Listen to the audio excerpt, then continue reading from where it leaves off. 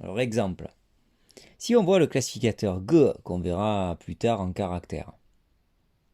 Par exemple, pour certains objets, ils ne se sont pas embêtés, même s'ils ont des formes particulières qui pouvaient avoir un classificateur particulier. Ils se sont dit que beaucoup de choses inventées par les êtres humains peuvent avoir le classificateur G.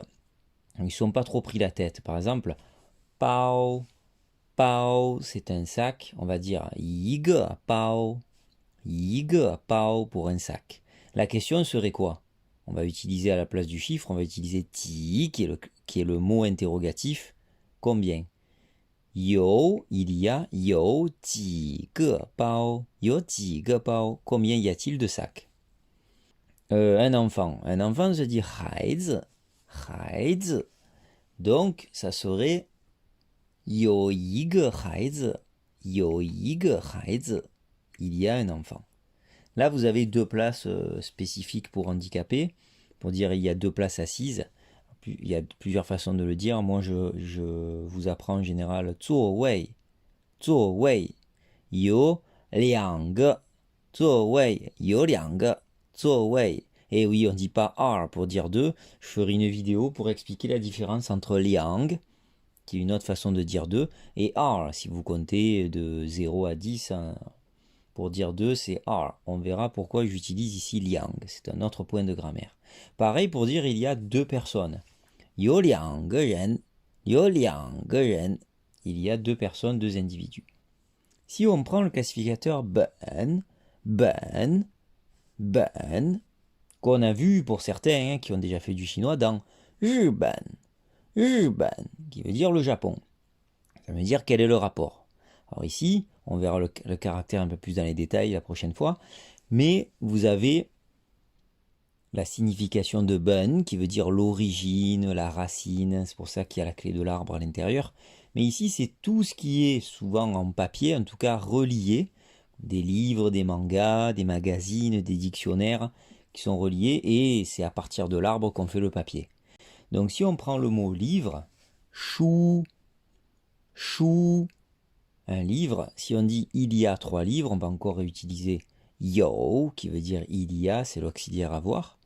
San pour 3, ben pour le classificateur des livres, des objets reliés, et shu pour livre.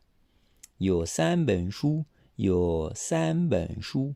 Si on prend des mangas, ici il y en a une quarantaine, on va dire qu'il y a 40 mangas pour faire simple.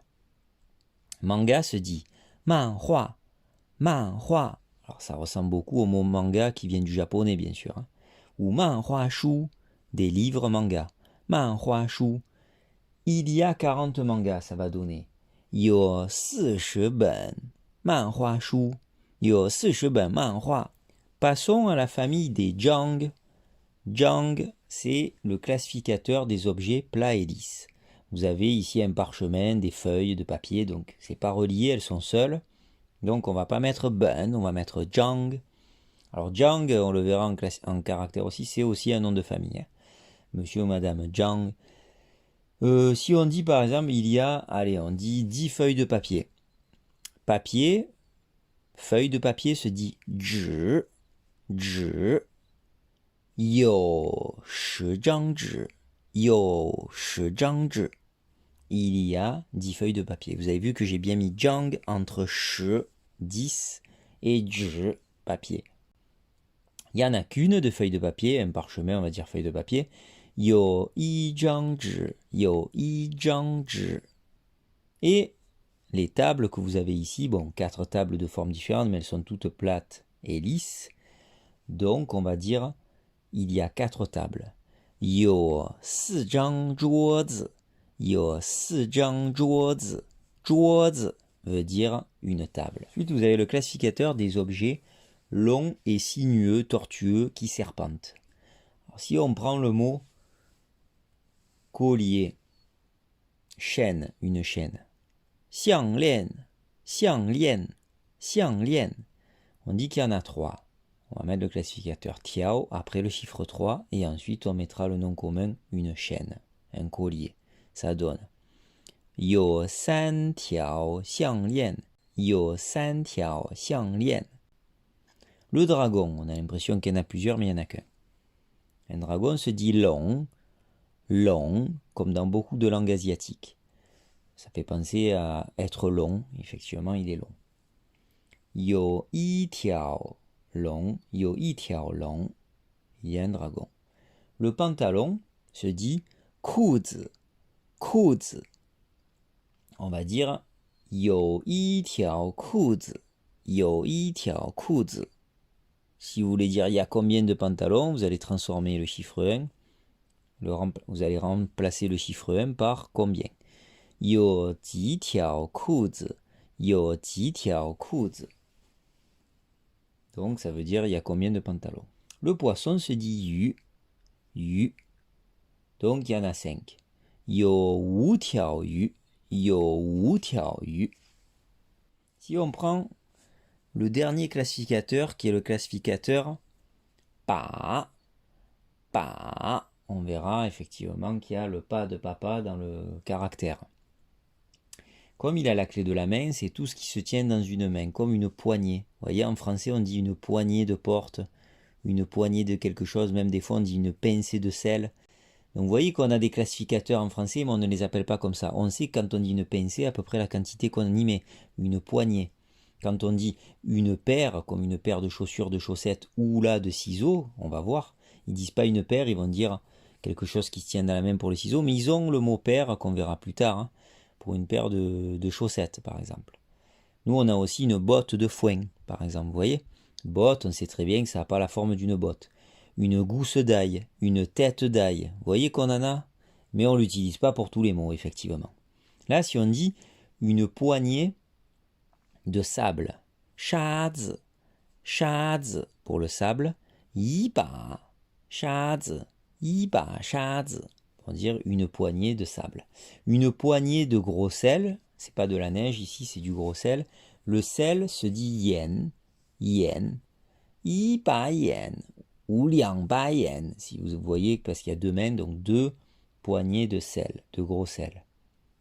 Une chaise se dit yizi, yizi. Alors attention, parce que là, c'est un peu bizarre, mais c'est vrai qu'on ne se rend pas compte quand on transporte une chaise, on la prend par le dossier, donc d'une main en général, si c'est pas trop lourd. Yiba yizi, pour dire une chaise. Et pour le ciseau, ils vont pas dire une paire de ciseaux, ils vont dire yiba, la poignée.